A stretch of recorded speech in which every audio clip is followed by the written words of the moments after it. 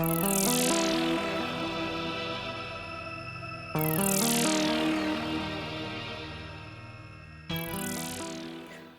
and welcome to a good old natter with. And today I have a very special guest with me, Mr.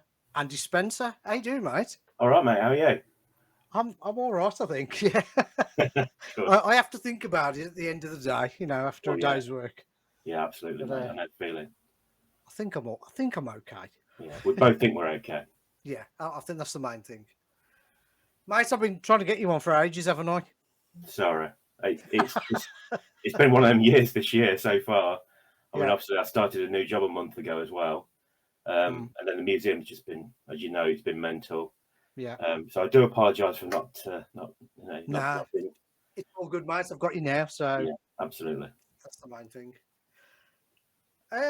Right then, mate. What was your first ever computer, and what was your first introduction to games? So back in the day, my auntie and uncle bought an Atari 2600. Okay. Or VCS as it was known then, technically, wasn't it? Really, I mean, and another one of my uncles used to buy games for it, so we could play more games. And I remember, the first game they got was Space Invaders, and thought that was amazing. I mean, obviously, similar just before then, obviously there was also arcade machines in various places, usually in the chip shop. So every time I actually play Space Invaders, I can taste fish and chips still, which is really bizarre. Yeah. So that was really my first game system that I ever played on. Prior to that, probably normal bat and ball pong systems, but they were never, you play on it 10 minutes and be bored rigid. So I mean, I love them now, and more so than I probably did then. So and then not long after that, the same uncle bought a ZX81, and I would say at that point I became, is the word addicted? Okay. Yeah. Okay. Okay. He bought this 81. He bought a RAM pack for it, and he was doing stuff. He wasn't doing that much stuff on it, and I remember playing games on it and thinking, "Oh my god, this is like amazing," because he's got so much. It's a computer that costs nothing really. So I asked my mum and dad for one, and my dad really wasn't impressed with it because it was black and white, no sound. And then obviously the Spectrum got released a year later, and then about 6 months after it got released, how they ever afforded this, I don't know, because my mum and dad never earned a lot of money. Yeah. So they actually bought me a Spectrum, a 48K Spectrum, rubber key Spectrum, and then I was really addicted. That's when things completely, God, this is a computer. I can write my own games. I can play games. I can play, and then of course, after that, 6 months after that, is where it gets interesting, because I don't know if I would say this on off the back of a lorry, a Commodore 64 appeared. So I had a Commodore 64 6 months after I had a Spectrum.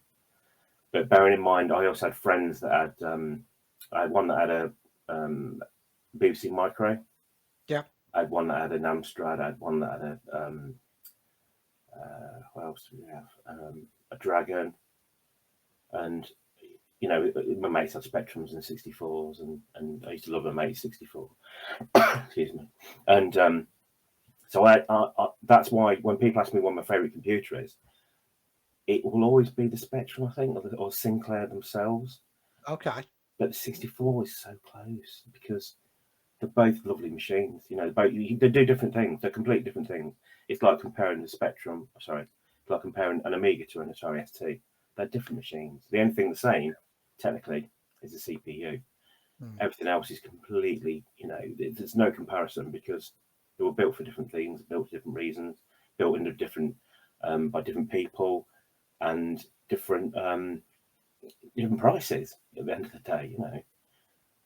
But that's why, that one of the questions that people do ask me is, "What's your favourite?" Well, it has to be the Spectrum, but it's closely followed by all the other machines. They're all lovely in their own way, and I'm sure you get that. You own quite a few yourself, so you will have a favourite. If gun to your head, you'd have to say, "Oh, it's this computer," but it's yeah. I mean, that's how I got into an addiction for computing, and you know, not necessarily games, but I do love games, but you know, it's more the computing side and electronic side for me as well. Yeah, yeah. I mean, I suppose for me, Atari always sticks in my mind because it was my first. Well, Yeah, it wasn't my first because the Astronic was the first. electronic's a lovely machine. My mate Yeah, had one of them. yeah. Great. But as soon as the Atari came into the house and you Yeah, could go to the video shops and hire yeah, cartridges, because my parents were the same. They could only afford what they could get me. You know, my mom, my mom wasn't working. My dad, I think he was he doing at the time? Painting and decorating, I think. mm, Um, window cleaning, that kind of stuff. So he didn't earn a fat lot. So when it came to actually owning the cartridges, it was tough. We used yeah, to swap them with my cousins and yeah, absolutely. Yeah, yeah, whoever that's else what we had them. did. But it was mainly the video shops. You go to the video shop on a Sunday, hire Yeah, a couple of cartridges out for a week. This, yeah, you know, same you yeah. would with For a few a quid. yeah, Yeah, and that's how you got to play the games. yeah. Well, we But did the same with the Spectrum games as well. We used to hire Spectrum games. oh, okay, Because my dad actually knew a guy that actually ran um, a video rental shop, and we got yeah, yeah. got quite friendly with him. We were not paying much for some of the games anyway, Hmm. so just take them home for one night, not copy them. Of course, we didn't do No, that because no, nobody did that. there was no And then, double tape decks, was there, or anything like no, that? no, No. we never had anything like that. No. And then take it back the next day, and it was obviously you're copying the games really, but it's just one of them things, isn't it? Yeah, Unfortunately. yeah. I can't remember the hiring tape games. If I'm perfectly honest, cartridges definitely. They definitely did at our place. We used to have loads of Spectrum games from him, Yeah, loads of them, yeah, and videos, of course. yeah. That's it.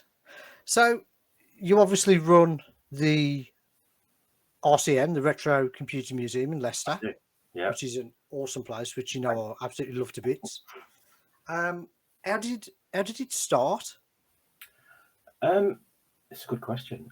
So back in 2007, late 2007, early 2008, I just said to my wife Linda, who you know yourself anyway, I just said to her one day, I said, I've got quite a nice collection here.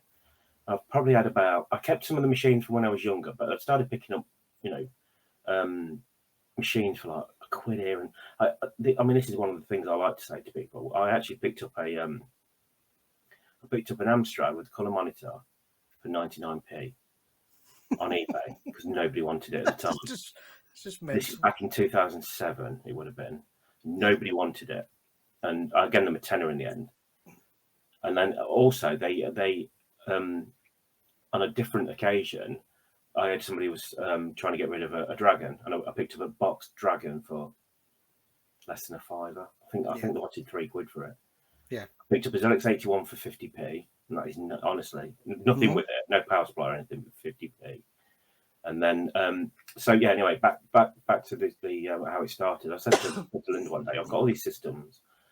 I wonder if anybody's interested, in what I've got. So I created a really, really poor website. And it was, it's awful. I mean, if I did that now, I'd probably shoot myself, to be fair. But then a few months after that, I got a really good friend called Nick. And anybody in the demo scene, he was known as Shockwave, so he was quite a popular guy in there, and I'd known him for quite a while. And he said, "I'll do your website." I said, "I'll put a forum on and everything." And we created this web page, and one of the scene artists called Decab. Again, one of Nick's mates, one of Shockwave's mates, he created the logo because I'm a graphic designer by trade, or was, and Okay. I could design logos, for everybody, but I couldn't come up with something for the museum at all. Just couldn't. I literally went blank, and Decap designed this logo, so credit to him. He'd done something very similar for another demo, but it's like for people that don't know, it's like a jester. It's like, and it's sort of. I think it represents me a little bit because obviously, and again, anybody that knows me knows I like to have a bit of a laugh, and I do take things seriously, but only when I have to.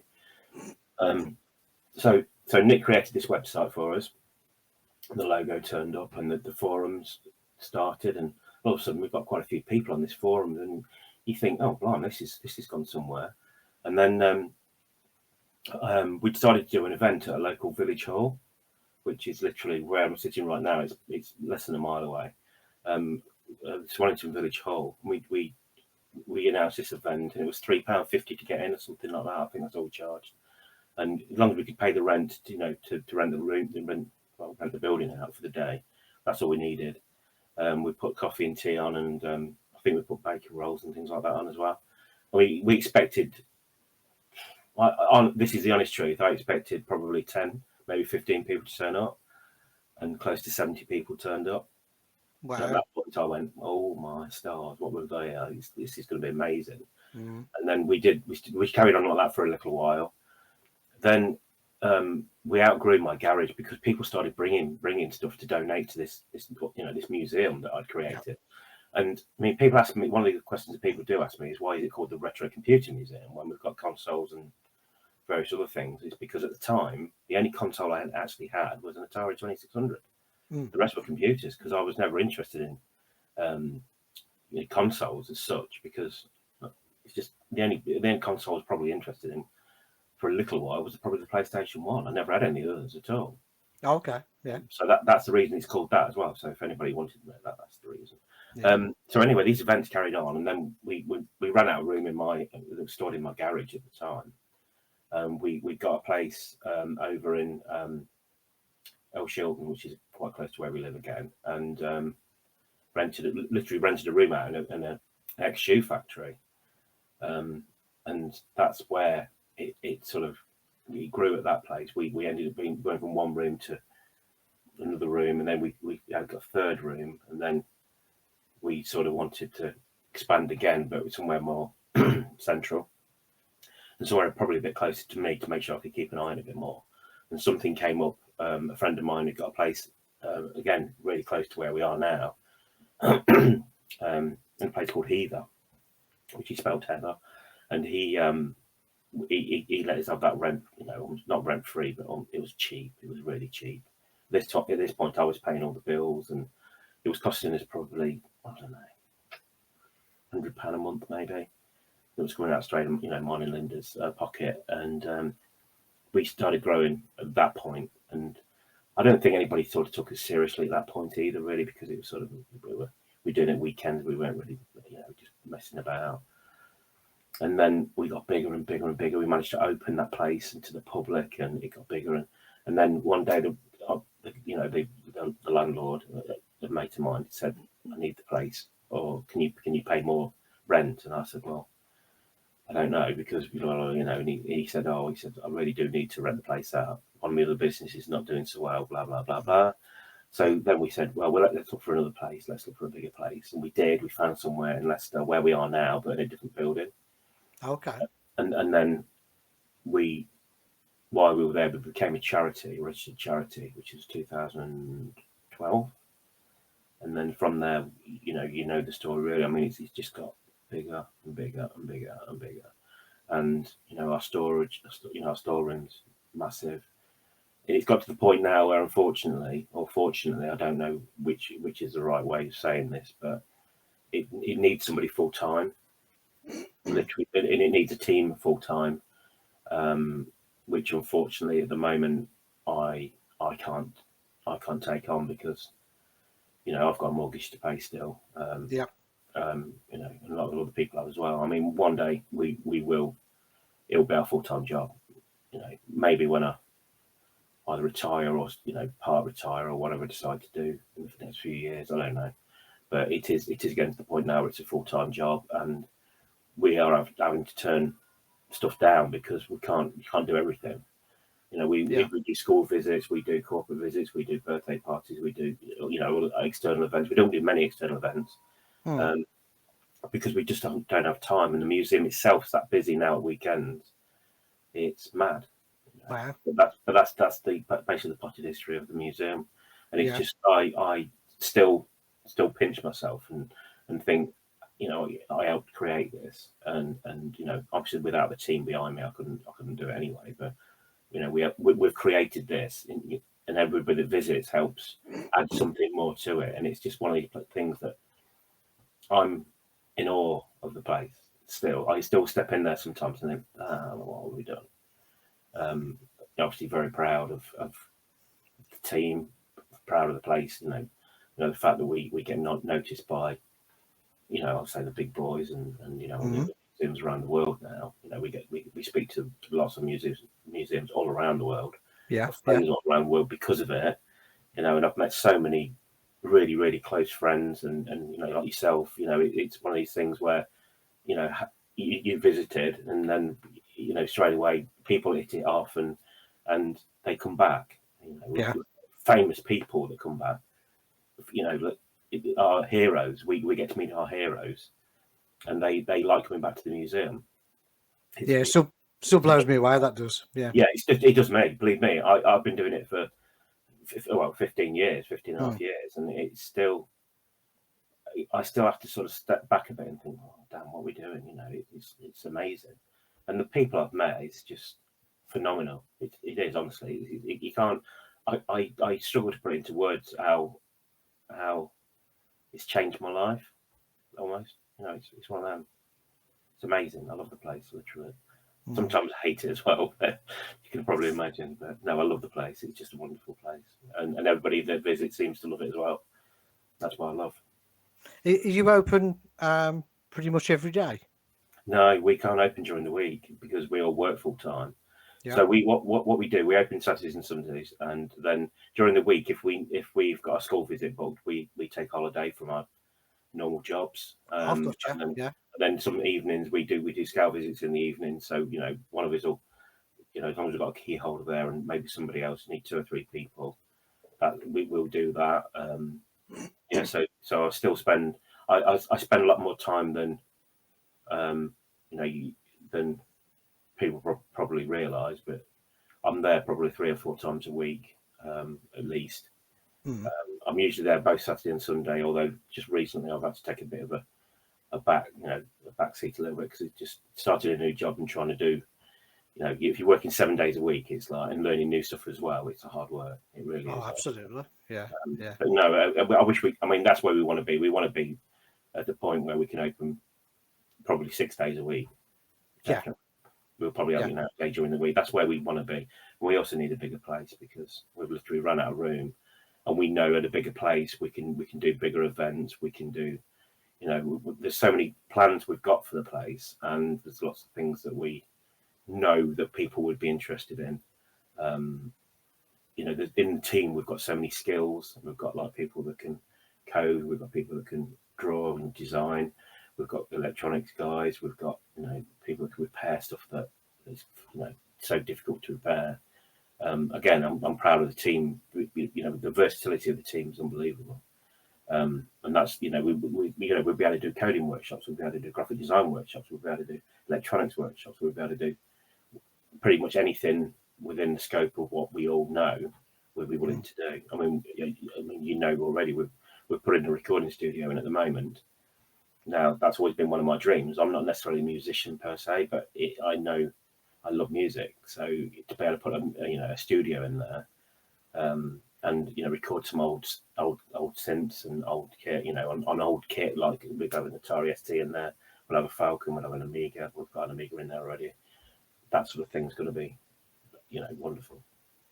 So for the future is the plans to move, hopefully, to a larger Yeah, place. Yeah. we love the building we're in at the moment. We've put a lot of money into there as well. You know, during lockdown, we carried on and did a lot of work in there and did various things that, you know, people would notice. But, you know, we put new toilets, we put a kitchen in, we put new carpet in, we did put new ceilings in, we've put new lighting in, we've put the extra library in there, and so the library's run out of room completely. The book library has, the magazine library's out of room, the game library's definitely out of room, and there's more coming in that I already know about that I don't know where we're going to put it.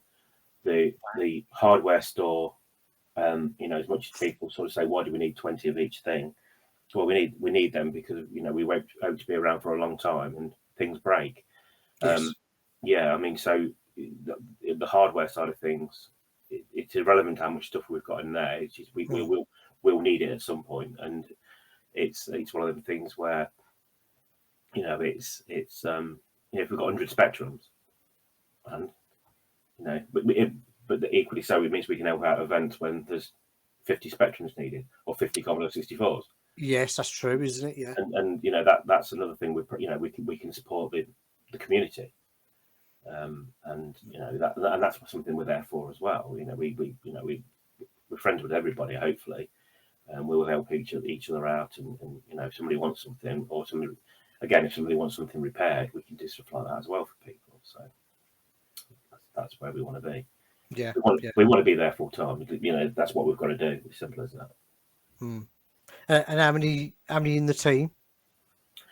In the core team, well, obviously we've got, because we're a charity, we have to have a committee. The committee is made up of 9 people, and I'm the chairman, and then we've got the people that do various roles. And but the past that, we've also got the volunteers as well, and there's another on top of the committee. There's another 14 or 15 volunteers. Oh wow, really? Okay. But we sometimes some of our volunteers are just about to go off to uni, because we've had some volunteers for a few years now, and they join us a lot, 13, 14-year-olds, and then they've done all their exams and everything, and they're going to uni, so we're going to lose them a little bit over the next few months, which is a shame for us, but great for them. I know they'll still be back and still helping, but we still struggle sometimes with volunteers. And that is the honest truth. Sometimes we think we need minimum 3-4 people. So really, we need 5, but we get away with 3 or 4 people. Obviously, we've got the shop area, we've got the the main area, we've got the arcades, we've got the libraries and stuff. So it's one of those things again where it sounds like a lot of people, but if they can't, if all of a sudden 10 of them can't be there, we're down to 3 or 4 people again. That's the hardest thing at the moment. Actually, because we're volunteers as well, none of us get paid, none of us get anything, any kickbacks or anything like that. Well, we do, because we get to play on all the kit and meet lovely people. But that's why I love that part of it anyway. Yeah. I mean, even if I'm not playing games at all, I get to meet some lovely people, and we get the feedback we get from people when they visit is awesome. We don't. There's not many people to say that place was crap, or oh, it's too expensive. We had one guy in, paid his money to come in, went into the main room, came back out and went, "You're not charging enough for this place." And I went, "Okay, we'll put the prices up then." And then I said, "Well, if you want to put something in the bookie when you leave," jokingly, and he did. And you think, I don't want to. It's like all the food and the drink we sell. We don't want to overcharge people, because you know yourself, if you go somewhere and they're robbing you blind for money for drinks and stuff, chances are probably won't go back. Because it's I've paid like £4 for a bottle of Coke. And you think, what the hell? We charge what we have to charge. We don't charge ridiculous prices, although unfortunately our prices have to go up, because everything's gone up, and it's just like mad, isn't it? Everything's expensive now. But that's where we are with that as well. Yeah. Have you had anybody? What famous guests have you had in the museum?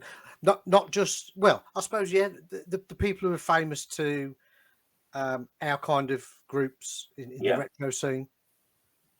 That's a very difficult one. So I don't want to miss anybody, but the highlights for me personally. There's been so many. There's how can I put this? Obviously, anybody again that knows me and knows you, or knows of the museum. Jim Bagley's one of my friends. So he every event he can get to, he is there. David Pleasance. The first time I met him, I couldn't speak very well, because he's he how can I put this? He's definitely a hero, because his links with Commodore are phenomenal. Yeah. He's such a lovely guy. But other people that have been to the museum, a lot of people like Archie McLean, Simon Butler. I mean, Archie McLean, we lost him last year, which is devastating. Simon Butler, he was an absolute gem. I love him to bits. He cracks me up every time I meet him. Great guy. Yeah, absolutely. I love him to bits. He's just hilarious. But again, there's I'm going to miss some people because Ben Dalglish, Rob Hubbard. Ben famously walked into the place and said, "It's not a museum; it's a big man cave," and that stayed with me. And then when Rob came, he said, "Yeah, Ben's right. It's awesome." Yeah. And to have two of my favourite musicians say that, we've had a lot of musicians there. Too many. I can't begin to start mentioning how many musicians we've had. We've had quite recently. One of the guys that visited was a guy called Pete Cox, and he still works for Rare. And he's let us look after something that Rare created. He helped create at Rare. Wow. And there's some other stuff as well. So that again, it's amazing. There's so many, and you don't. I never take it for granted that these people are going to visit, but when they do, it's like, whoa, it sort of makes me smile internally, even if sometimes I'm like bricking it because you think, oh God, look who's just walked in. The time when Archie McLean walked into our event, and I just went, oh, damn. And even Jim Bagley, when Jim Bagley walked in, I was standing when Jim Bagley walked into our first event, which was again back in the day in Swannington. Dave and Anna from the Attic Bug brought him along because they're really good friends with him, and they brought him along, and he walked in, and I was standing next to my dad, and I went, holy God. And he went, what's up? And I went, that guy there just walked in. So that's Jim Bagley. Now, Jim knows this anyway, but my dad's favourite game, or one of his favourite games on the Spectrum, is Cabal. Literally. And one of my favourites back in the day was Midnight Resistance, because I love the arcade version anyway. And he walks in, and he's like, he's a normal bloke. But I went in to say hello to him, and he was doing a Rubik's Cube. And he'll like this bit. He'll love this bit. He'll comment on this. He was doing a Rubik's Cube, and he did it, but he went that quick, and I went, pass it here, messed it up first, pass it here. And I did it in front of him, and handed it back, and he went, oh, like that is. And it was like, we hit it off straight away. It was where, we've got something in common. And I've got to the point now where I love seeing him, but he's a mate. He's not Jim Bagley anymore, if that makes sense. Yeah, I've got. He still amazes me, but he's still, it's one of them things where he's just a mate that's walked in. Like if you walk in, I'll come and give you a big hug. I'll do the same with Jim. You normally told him to get out, didn't you? Well, I did actually. Yeah. No, I did the second. No, he's always great to see you, mate. But no, I mean, if you start taking something like that for granted, there's a day you might as well give up because yes, even Jim turning up to events, and Simon Butler's turned up many times as well. Them turning up makes me proud to be associated with such a lovely, friendly place that's welcoming, and it is like having a massive family. People I think people take the mickey a little bit out of me because I say, "Oh, you're all my brothers and sisters." Well, genuinely, that's true because it's I think you felt the same thing. You sort of felt like you're going around your best mate's house and he's got lovely toys. Yeah, it's one of them things, and I love that because we're not precious about stuff. Because as soon as you start getting precious about stuff, you might as well give up and not bother because we don't want stuff broken or damaged or anything, but we put things out for people to play on. Yeah, and the gatherings we do, the Legend Do gatherings. I mean, that was a joke. That was literally a joke calling it that, and it'll always be tongue in cheek. But it's got to the point now where it's not even a gaming event. It's not a gaming thing because systems are all on, but nothing's much. Not many games are played. More people. It's more having a chat with your best mates, having a chat with people even people you've never met before, and listen to a bit of live music. Listen to some good food, some a few pints. I don't think it gets any better than that personally, because I don't play any games on the day. Well, I do, but not very many. But it's just about meeting. It's just about seeing all our mates and having a social gathering. That's what it is for me. Yeah, that's what I love so much. I was going to ask you about the gathering event. So, Yes. when did that start? How did what gave you the idea for that? Well, because other people were doing events as well. I mean, we said, our normal opening is just a normal opening, and we hadn't got the means or any way of doing like hot food all the time, and we couldn't have a license all the time because we have to book it in advance, and we have to sort of get this done and that done. Okay. It's so we said, well, why don't we just do like 2 or 3, 4 maybe events a year, where we have a bigger thing, and we can put a marquee outside, or put whatever outside, even if it's a gazebo or something. Yeah. And we started doing them, and then once we moved to Leicester, when we said, and we had a few people turn up that were quite famous. I said, we can't call these like open days, because that's what we called them for a start, because that's what stuck. But you get to the point where you think, no, they're not open days, they're gatherings. And then the gathering side of things, sort of, again, legendary gathering, world famous legendary gathering. And then I always put a little asterisk next to it saying, not really world famous or legendary, but we're getting there. And to be fair, it's getting there, because people know about it all around the world and say, oh, if I'm in the country, I'll come and see you, and on that day and things. So that's sort of how that came about. And obviously it raises more money for the museum on the day, because obviously we're selling hot food and the drinks and stuff. We don't make ridiculous amounts of money on it, but we make enough to sort of say, yeah, that was worth doing, And if it ever got to the point where it was just about money, I would pack it in. I would literally say that's enough, because at the end of the day, it's money's important, because we have to pay the rent, we have to pay the electric. It's extortionate. We've got gas during the winter, and we've got the water rates. We don't pay actual business rates, but the day we sort of say, oh, we've made 30 grand this year, which we never have, believe me. We never made any. We've never made any money. We tick over. But the day that sort of starts happening, if we can put it back into the museum, we will do. But if we're making too much money, we just pack up. Because I'd do a KLF. I literally would do a KLF. I would say, screw it.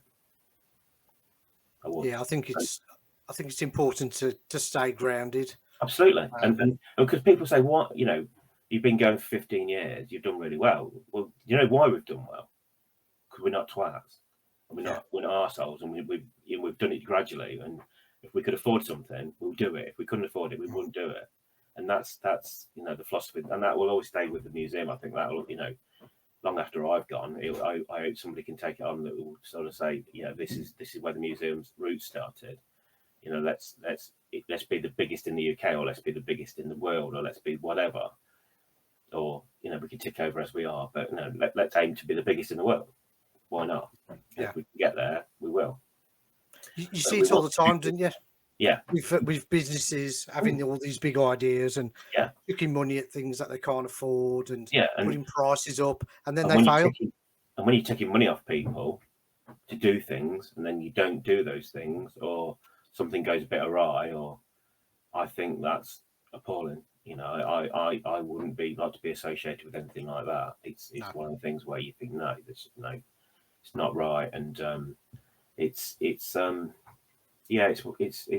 very difficult. There's been months. I'll be honest with you. There's been months where, not recently, but certainly the last, since we've been in Leicester, there's times when you think, oh, we're going to pay the bills this month. How the hell are we going to pay?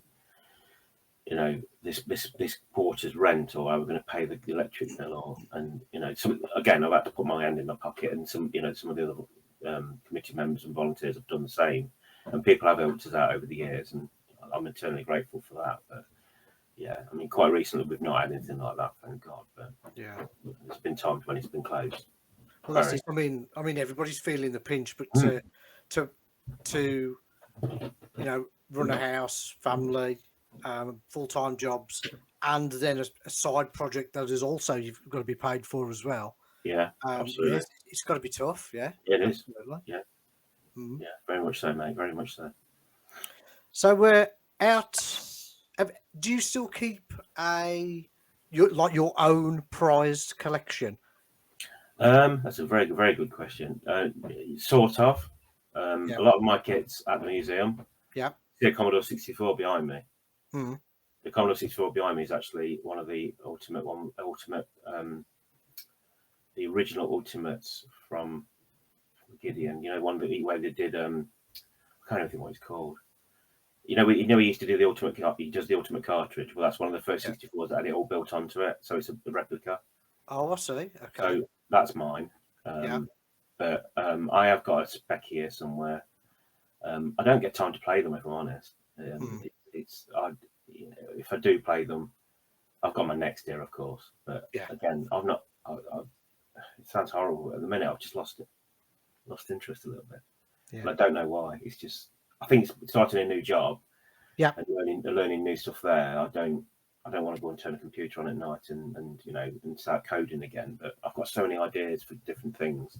There's no word of a lie. I've probably got 30 games in development. Wow. Okay. Yeah, literally. That's no. I'm not joking either. I've even written a Jet Set Willy screen editor. That's fully working that I've not shown anybody. So that's a bit of an exclusive there. But in fact, one person's seen it, and that's one of the team members, Dean. He's seen it, or I've told him about it at least. But I've got transversion, my conversion of transversion that I've done on the Spectrum Next that I really struggled with, and it's literally given me another 3 or 4 hours. I'll probably finish it, but I just can't be bothered. I don't know what it is. I just can't do it at the minute. It's one of my questions actually to ask you what if there's any personal projects that you've got. Too many. On. I've got music on the go. I've got some electronic projects on the go, including something there a little board here that's my mate handed to me the other day. That's going to be could be quite nice. I've got two. That's the problem. I love drawing. I love music. I'm not, like I said earlier, I'm not really a musician, but I love writing music. And I've got a 3D printer behind me, as you can see. That I've got loads of things I need to do. I've got music kit behind me, and music kit in front of me that I need to spend time messing about with. I've got my Spectrum Next. Too much, literally too much. Too many interests. I need to calm down a bit and back off a bit. Yeah, I can be like that myself. But I think it's healthy though to have all these things whizzing around in your brain. It is until you can't sleep at night. Yeah, Sunday night is the one for me. Oh mate, don't, because I struggle on Sunday night. I mean, I really enjoy my new job. You know, I mean, I've never been a software engineer, but I've been messing with software for a long time since back in the 80s. So it's 81. And I know quite a few programming languages now, but learning new stuff like React and it's not new stuff, but it's new stuff to me. React and Node and stuff like that. I find it wonderful anyway. But but when you're trying to get that code and you think, I've got this working, and then I've literally sat up bolt upright in bed and went, I know how to do it now. And and you think, it's the middle of the night, shit. You know what I mean? Yeah. I've done that with Spectrum code as well. On the Next, when I was writing transversion, I asked some of the guys online, on Facebook, on one of the groups. I think it was the basic group, Spectrum Next basic group, and they're such a lovely bunch of guys. And they said this, and this, and I went, no, it can't be done. It's not going to work. And it dawned on me what I was doing wrong, and it came together in like the space of an hour, and I got it fully working. And it was because the guys had said something, and it just triggered something in my head. But I literally walked away from the computer, walked away from the Next and my PC. I think I had a pint actually. I think I had a pint of beer at that point because I just had enough. And I went, oh god! I went back to it, and it worked straight away. And I went, no. All I had to store was two very well. technically 1, 2, 3, 4. 1, 2, 3, 4, 5, 6, 7, 8. 8 variables. 10 variables technically. But that was it, and I just went boom, and it worked. Yeah. So, and that's what I do. I do that a lot, even in my code, even in my day job.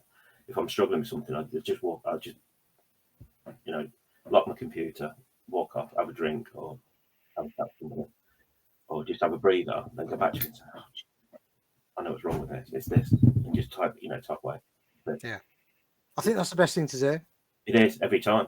Because you just get brain fog, don't you? And a block. And even doing electronics or writing music, I think it's all the same thing. I mean, in my last but one job, that was last job, the job before that, I used to have to I was doing coding for them, but I was also doing some design and some layout, and it swapping. It's going to sound ridiculous, but I think you'll get it. I think you'll get it, and I think the listeners will get it, and the viewers. Swapping from writing code to doing something graphic or graphic design, if you want to call it that, or whatever. It's a different part of your brain. Mm. It's literally a different part of your brain, and to swap from one to the other can take an hour, or 2 hours, or 3 hours, or a day. And I was doing so much design, and so much of this, and so much of that. I could never concentrate on anything, and it got to the point where I had to say, "Whoa, hold on a minute, I can't do this."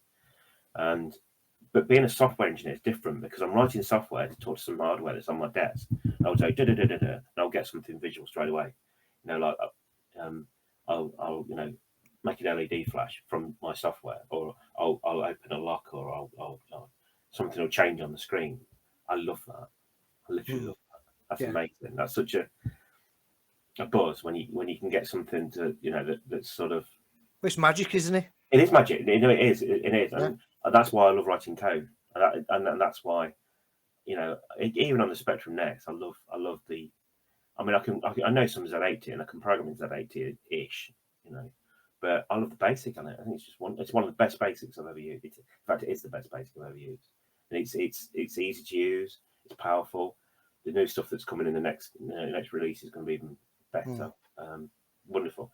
It should be though, shouldn't it? Because at the end of the day, it's modern, basic. It's modern. It's been designed by people that, I'll say the word, actually give a shit as well. The guys behind it. I mean, I don't want to mention too many names, but Gary Lancaster, Alan Albright, and people like them are just phenomenal guys. Yeah.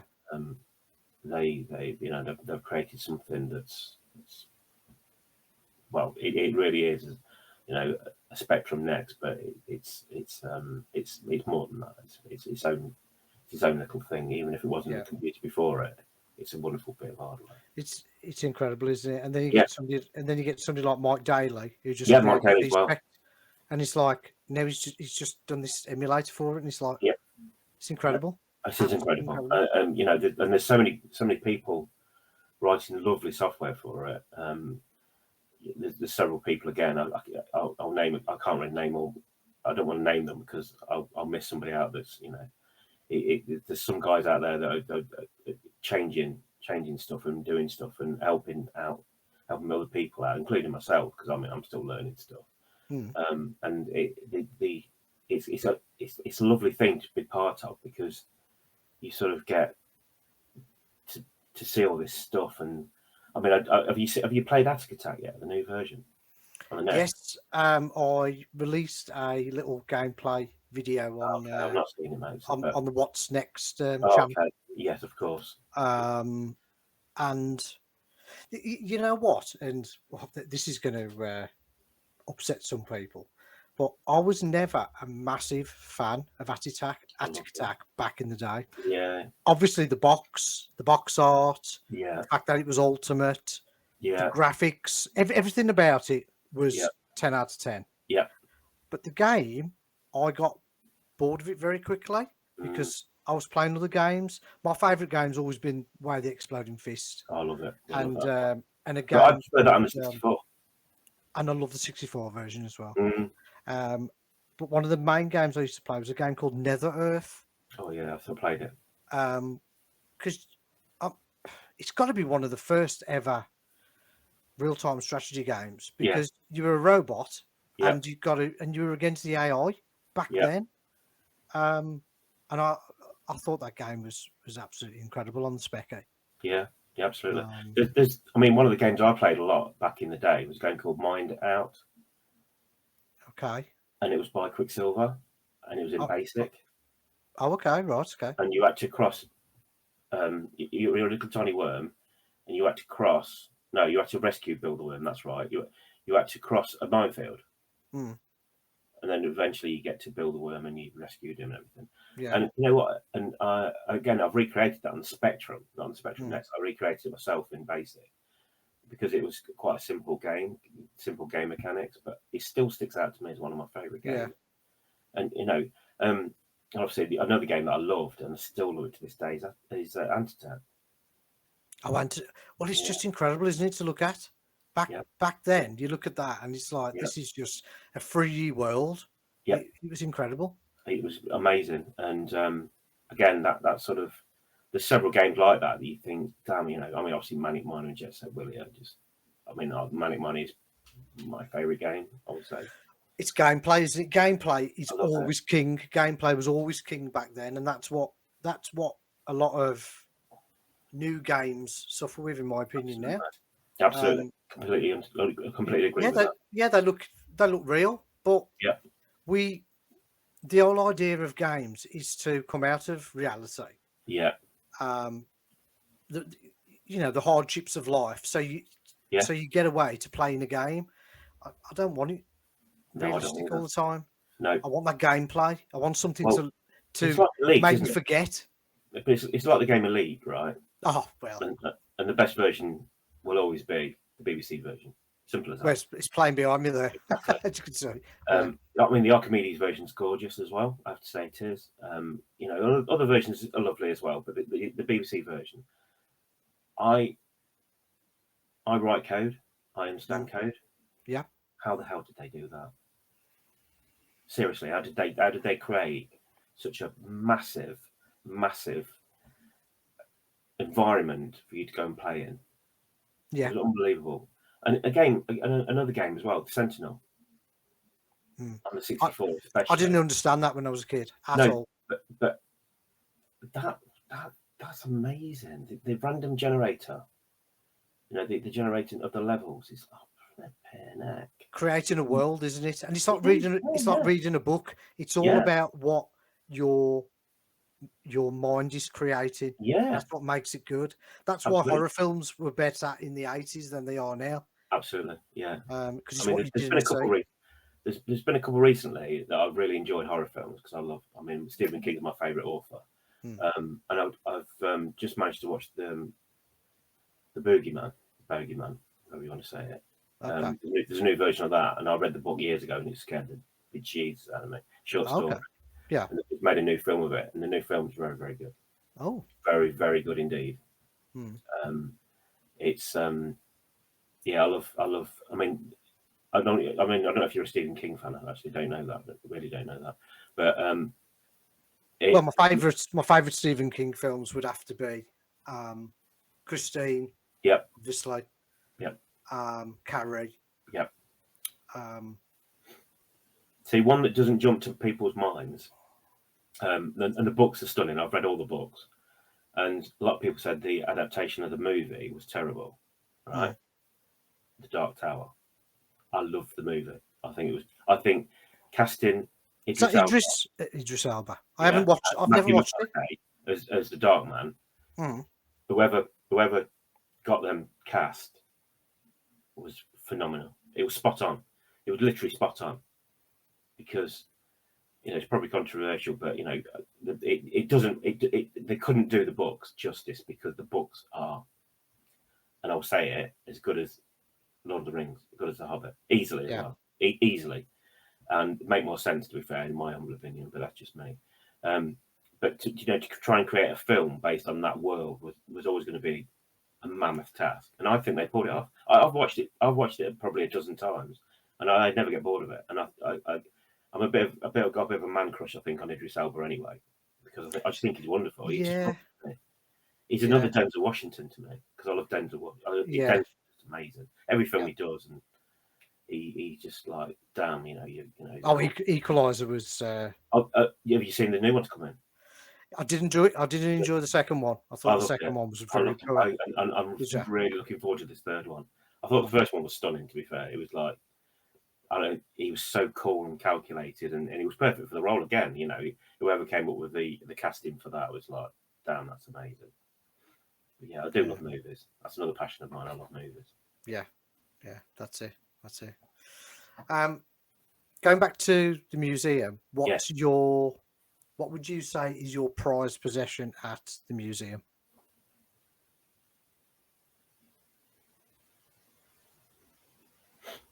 Apart from the tape I gave you, what's your prize? Oh no! Well, yeah, we've got to mention that, haven't we? We have got to mention that. Let's mention that first, because no. There's obviously one game we hadn't got by our mate was Jim, which is Jim Bagley, was Guts, and of course you'd got a copy, hadn't you, mate? And you turned up and donated it to the museum. I did. And literally, as you handed it to me, Jim Bagley walked in and signed it straight away. And it was hilarious, wasn't it? It was so. The timing was unbelievable. And yeah, I still thank you for that, mate. It was amazing and very noble and very much.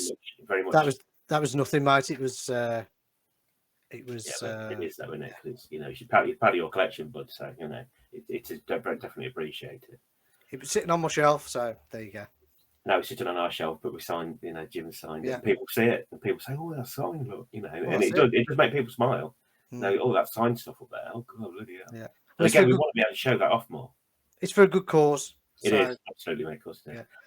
So apart from that, going back to your question.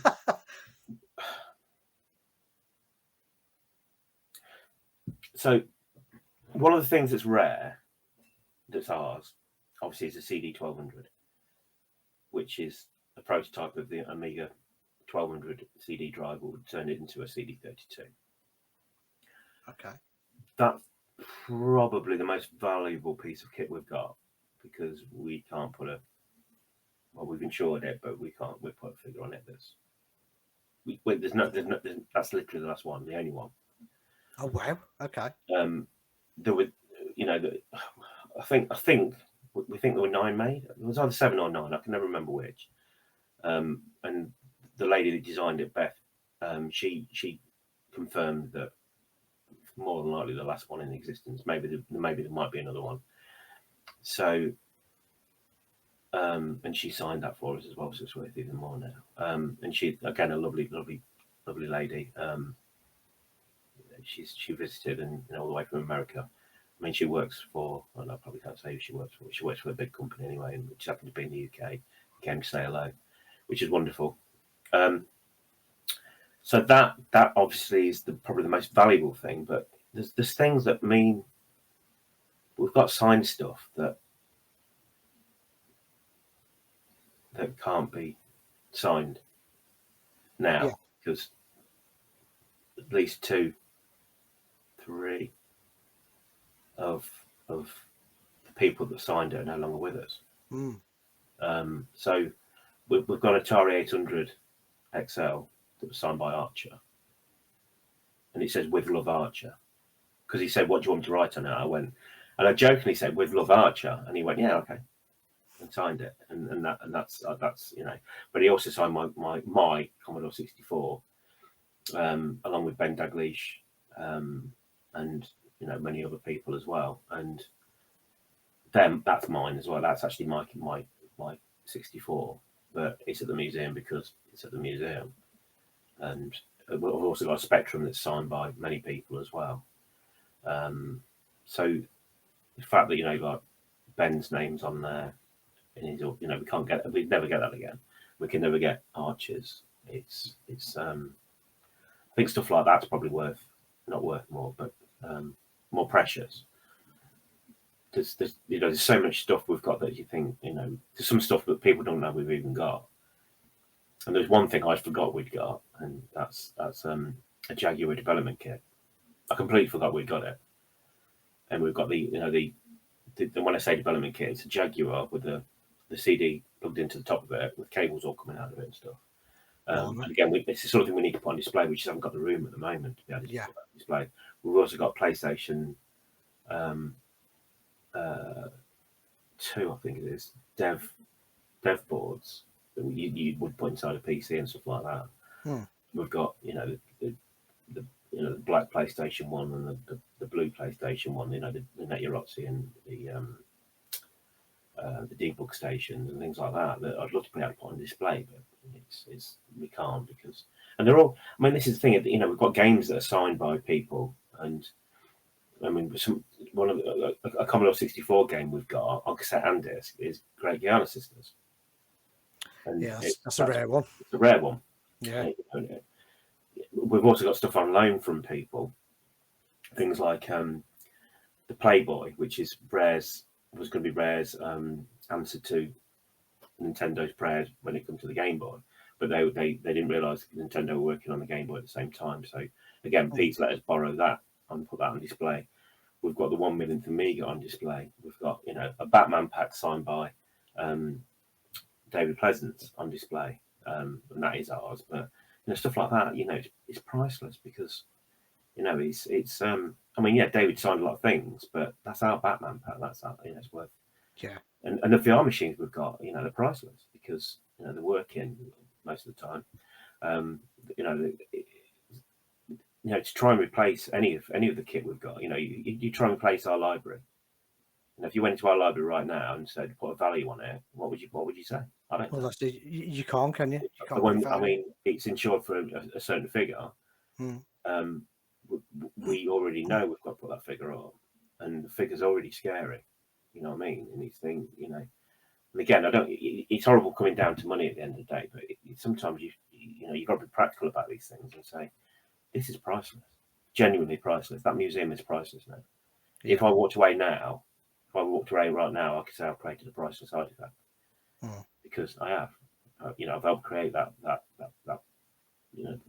mean, it is insured, but you imagine trying to replace any of it. Yeah. We originally said this is. I don't mind saying this. We originally said we couldn't count the software because it would take us so long. Yeah. So we said we came up with a figure, and we said everything's £2, or I think we said £3.50 or something. We came up with a figure and came up with this other figure. Now, just say for example, there's 10,000 software items in there at £2.50 each. All right. But now take another step back and say, no, there's actually 40,000 items in there. And there's not many of the games that will be £2.50. Say you double that. And they're increasing all the time as well. They're increasing all the time. I just mentioned like Great Guiana Sisters. The cassette version I've seen go for 100 and some quid. We've got games on the PlayStation that would sell for over a ton. Yeah. We've got games on the Dreamcast that are ridiculous. We've got games, and it carries on and carries on. We've even got some Amiga games that are worth a lot of money as well. And then when stuff's signed as well, how do you put value on that? If we went through eBay and quoted everything we'd got, it would be millions and millions and millions and millions of pounds, literally, just for the software. That's not including any hardware. So, going back to your original question about what's the most what the most prized possession, it all is. It literally the entire place is. The stuff that does stand out, and people will have their own. When people walk in there and say, "I had one of them," and it's nostalgia then at that point. But and then they see other stuff, and having all the boxes on the walls and the tapes on the wall that that spell the RCM thing. People look at that and you see them smiling. And they walk out just smiling, and that's awesome. That's priceless itself. It's priceless, isn't it? yeah, and the entire place is priceless. We are at the point where we're going to have to say to the insurers, it's not quite right anymore because we've added this. We've added things on. We had to add on the Amiga the 1 Minute for Me, we had to add in the Playboy, we had to add in the 1200, the CD 1200, and the VR machines are insured separately as well. But you know, it's yeah, it's going to be a lot of money. Yeah. So apart from the gathering, what other things does the museum produce or make to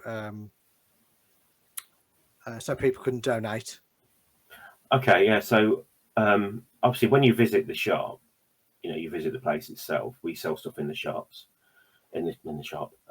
We sell, you know, we sell duplicate games, duplicate magazines. We've just started doing like glasses with RCM on them, engraved in them, which is wonderful.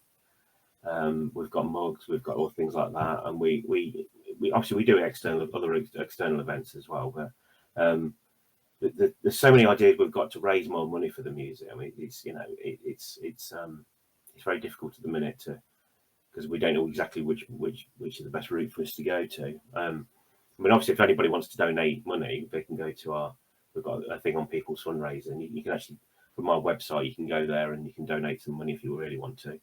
If you know, if there's any millionaires out there listening to this, we do some injections. Donate now. Yeah, donate now, please. Yes, please. Yeah, and buy the CDs. Yeah. Oh, yes. So that's the other thing. I mean, the blank canvas thing was so obviously, during COVID, we were in trouble because we got no income at all. We managed to get some money back from the city council. They paid us our rates back, and we don't actually pay rates. But they said to us, "Oh, we want to give you it back because we want you to survive, and you know you're a good asset to Leicester." And Yeah, like, thank you very much. that's really good. Yeah, absolutely. I mean, everybody knows this story anyway. But one of the things that happened during that time as well, Easter 2020, when we were fully closed, somebody donated £30,000 and gift aided it as well, and it was anonymous. But I've since found out who it was, and Wow, yeah, phenomenal. So that helped create, you know, that'll pay for the new toilets, that'll pay for other stuff we did at the time. But obviously we were in the crap because, you know, the rent had to come out every quarter. And there's one point where we just got it in the bank, and then for the next quarter we got nothing, and then all of a sudden this happened, and we come out of it the other side, and thank God we did. wow. But yeah, so where I was going with this, so after that happened, I just thought to myself one day, you know what, we know a lot of musicians all around the world. Everybody's in the same boat, but I wonder if anybody would donate some music to us. And I honestly thought maybe half a dozen of my mates would sort of give us some stuff. And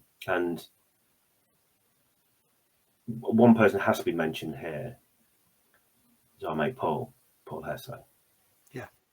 He went above and beyond everything, donated some music of his own, spoke to loads of people around the world for us, and we ended up getting over 50 songs. We were going to do one CD, and hopefully sell a few copies of it. And we ended up selling close to 100 physical copies of the first blank canvas, which turned out to be 3 CDs in the end. And we've sold, I've lost count of how many downloads we've actually done on that as well. And then it went so well, and people loved it because it was literally every genre of music ever, you know, you could even think of. There was chiptune stuff on there. There was some rock stuff on there. There was some electronica. There was some ballads, and there was all sorts of stuff in it. You know, and even if you don't like the computer music, it wasn't about the computer music. It was about raising money for a computer museum, which it did. And I think we probably did £2,500 to £3,000 just on the first album alone, and that's a lot of money when you've not got anything coming in. You know, it'll pay rent and gas and electric, although gas and electric was nothing at the time because we weren't even there. And that's another story for another time. So it did so well, and I just thought, well, people loved it. Let's create another one. So we did Blank Canvas 2, and it's just as good. I mean, I'm bound to say this, but you know, the amount of support we got from some amazing musicians, you know, yourself included, you know, the stuff you gave us was just like unbelievable. And people, and it's played at the museum quite a lot as well. Both albums are played at the museum, and it's sort of, I mean, you're going to have favourites, but I don't think there's certainly no bad songs on both albums, you know, and they both turned out to be 3 CDs, you know, big, because we had so many songs and things donated again, to the point where we will be doing a third one. But on the third one, I want to track on the third one personally, because it's about time. Yes, absolutely. And there's several things and I'm a bit of a I can put this twat now. I'm a bit of an arse when it comes to. I never think it's good enough. It took me 52 years to release my first game on itch.io, and it got a few downloads, and I was really chuffed. You know, and I gave away for free. People could donate if they wanted to, and when it had 3 downloads, I was going, oh, it's all right. But that, and I'm the same with everything I do. You know, it's got to be perfect, or if it's not perfect, I would literally, I will stop doing it. It's just one of those things ingrained in my brain. I think it's pretty piss poor, but I want it perfect, and I want a piece of music on there. And I know it's in me because I have actually written several pieces of music before, including some mod stuff and on the Amiga. But yeah, Blank Canvas 3's got to happen. Awesome. We've already got some songs. So yeah, that's going to happen at some point. But I mean, one of the other things we want to do is actually create a song for the museum, created in the museum's recording studio. Yeah. Where that's going to go and who's going to be involved, I don't know at the minute, but it will probably. So it becomes a theme tune. Yeah, almost. Yeah. And then there's several people that I would love to be involved in it, yourself included, of course. And I think if we can create something that makes people smile, and not taken too seriously, I think that's where we need to go. Even if we've got a bit of a rap in there, or you know, something daft or something, you know, some instruments you think that's not really a musician. A kazoo. Well, it's something ridiculous, you know. I want something that think people are going to go, oh yeah, almost like a novelty record. We all know how novelty records do. You know, they if it's ingrained in people's brains. Yeah, Star Trek. Yeah, exactly. Because you've just mentioned it. It was shit. It was absolute shit, but you still remember it because it was really shit. It's like the Cheeky Girls. They were crap. They were literally crap. Mr. Blobby. Exactly all that stuff. You know, even dare I say it, the Time Lord's Doctor in the TARDIS was done as a piss tape. Really, yeah. At the end of the day, it was. And do you know what? I love that track. I literally love it. To this day, I still love it. So we want to create again. Blank Canvas 3 is going to be quite special. And it'll probably be the last one because we don't want to keep taking the piss. But obviously, if people still want to give us stuff, we will. But we don't want to like drag it out and you know too long. But we will definitely create another one. The second one's not sold as well as the first one, but it's done all right. You know, it's one of them. It's sold enough copies to sort of definitely make it worthwhile. I'll get on that then for you. Yeah, I'll get that sold. Cool. Events. Are there any future events, external events that RCM are going to be at? One that's just been announced. Yeah. Crash Live 23. Yeah, we'll be Crash in November. We've just been speaking to Chris actually the last couple of days. We'll definitely be there as we were at Zap as well. We did Zap. We did the last Crash as well. You did. Very much looking forward to being part of that again. It's lovely to be asked, to be fair. I mean, I've known Chris a long time. And we've got some stuff coming up that I can't talk about next year. One of the things I will mention right now, and not many people know about it, is we will at some point, hopefully next year, be hosting a demo scene party called Connected. It will be part of our. We need to do it because that'll be awesome. As much as Sundown / Nova, which is run by a mate of mine called Rory, it's in Budleigh Salterton, so obviously it's not really central of the UK, so a lot of people don't get a chance to go to it. But if you do get a chance, I would definitely recommend it. It's an amazing event. But we want to create something in the Midlands to, you know, to add to the demo scene, the worldwide demo scene thing. So that's going to involve a lot of people as well. But again, we want to be able to sort of stream some stuff from there and, you know, have a graphics competition, have this competition, whatever, and some, you know, whatever machine you want to do something on, please do. We will announce that at some point, but it's in the planning stages at the moment. But we do want to announce it and say, you know, this is what we're going to be doing. We'll be doing another event, a big event next year. I won't say where it is, but it's in Blackpool. That's all I'm going to say about it. And it's not a Play Expo. It's something else. So that's going to... Arcade club, but you can't say. Yeah. Well, it was the only other place I could think of. Exactly, and we will be doing an event with those guys as well because I know them really well, and it's something that's been on the cards for a long time. Yeah. So yeah, that's going to be another event next year. I mean, obviously we do our legendary gatherings. We do 4 of them a year as well. We'll try to. Yes. And we're obviously this event coming up. We're raising money for my goddaughter, who's very poorly at the moment. She's unfortunately got cancer. Right. Okay. So we're raising some money for her. Yeah. So after the ticket proceeds will go to that. Go to her and go to the family. That, you know, Carl, her dad, is one of my best friends. He's been at the museum since almost day one. So we decided we'd do this and try and raise some money for them. But that's the serious side of things, obviously. But no, it's going to be another lovely event, and you know, it's not going to be a sad event because, you know, she's going to survive this. You know, absolutely, and it's good that you're in a position that you can do these charity events and raise some money for you know, for these causes. And yeah, absolutely, mate. So it's so important to again, going back to the supporting, you know, the community and stuff. It's about supporting your mates and being part of something much bigger than what, you know, what we've created is big, but, you know, it's a much bigger thing than just the museum or just me or just you or just whoever. You know, when we can talk to people around the world and change people's, you know, outlooks and change their lives and give them support. That's what we're there for. And yeah, I'm proud. That's probably the most thing I'm proud about, if I'm honest. Yeah, absolutely. And so you should be. Andy, so where can people find you? Has the Retro Computer Museum got a website? Yeah, I mean, it's really, really, really boring. It's www.retrocomputermuseum.co.uk. You can find us on Facebook. Again, you just search Retro Computer Museum, you'll find us. You can also find us on Instagram. You can find us on Twitter.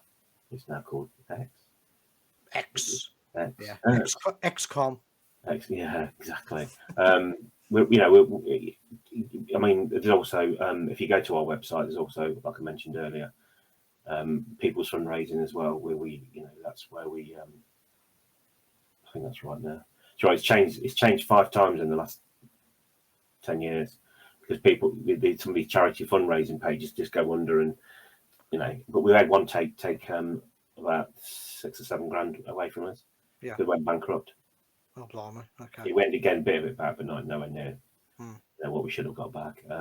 But yeah, I mean, you know, if somebody's out there and they've got some hardware or software or anything they want to donate or just want to chat or whatever, you can find me personally on Facebook as well. You can find me through the RCM pages, obviously, and I mean, I'm known as Andy RCM Spencer, so it's pretty obvious who I am. Andy C. Spencer, but it's RCM everywhere, really, so you can't really miss me.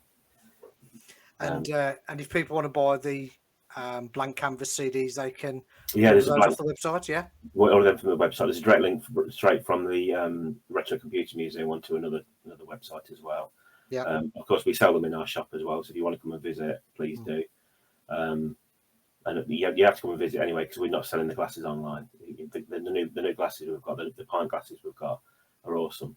We've sold out at the minute. We had literally 8 made, and they sold out 2 days. So they should. They should. They are gorgeous. They are. We're getting some ready for the 23rd. We're going to get 2 dozen made for the 23rd, so we'll have plenty. I think. Good. I need something to put my beer in. So Absolutely, mate. Of course, we will, won't we? Yeah, and I'm gonna make sure I'm drinking as well. I'm gonna have a drink and take my. Look, you seen these new glasses we've got? So awesome. That's it. do Well, that. I'll put all these links in the description for All you, right, mate. And obviously, we'll get this this video podcast shared all over the place so everybody gets to know about the Retro Computer Museum and what a fantastic job it's doing, keeping Cool. retro alive. And it's an amazing cause, mate. Thank you. Met some great friends, including yourself, Absolutely. out of it. So yeah. I mean, it's the least I can do. That's the best bit about it, mate. Isn't it? Meeting all these lovely people. Yeah. Yeah, absolutely. Yeah. But I shan't keep you much longer. Mate, thanks for finally doing this. I'm sorry. Podcast Sorry with me, it's mate. long, mate. Honest. Yeah. It's been a blast, mate. Honest. Yeah, it's been good fun. We'll have to not leave it so long next time. Absolutely, and I'll see you on the 23rd. 23rd, mate. See you then. Yeah. Right, mate. Cheers. Cheers. Mate. See ya.